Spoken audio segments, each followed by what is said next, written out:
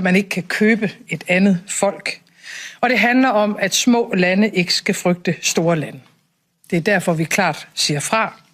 Og det er derfor, at mange allierede gør det samme i Norden, i Europa og i resten af verden. Vi står op, ikke bare for os selv, men for den verdensorden, generationerne før os har opbygget vores demokrati. I morgen der mødes Grønland og Danmark med USA. Vi kommer sammen, vi bliver sammen, og vi går sammen.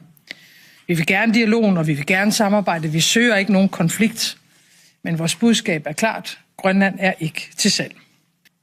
Det har vi gjort klart fra starten. Ligesom vi fra begyndelsen af alt det her har sagt til amerikanerne, at hvis det handler om sikkerhed, så er der meget mere, vi kan og skal gøre i fællesskab, og det vil vi også gentage på mødet i morgen. For selvfølgelig ønsker vi at styrke samarbejdet om sikkerheden i Arktis med USA, med NATO, med Europa og med de arktiske stater i NATO.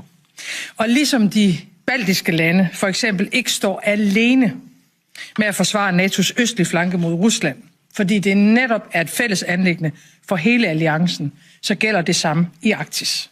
NATO skal beskytte og forsvare Grønland lige så meget som enhver anden millimeter af NATO's territorium.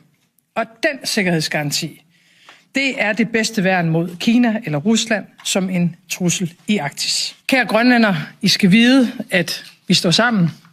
Det gør vi i dag, det gør vi i morgen, og det bliver vi ved med at gøre.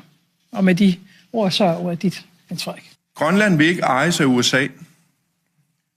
Grønland vil ikke styres af USA. Grønland vil ikke være en del af USA. Vi vælger det Grønland, vi kender i dag, og som er en del af kongeriget Danmark.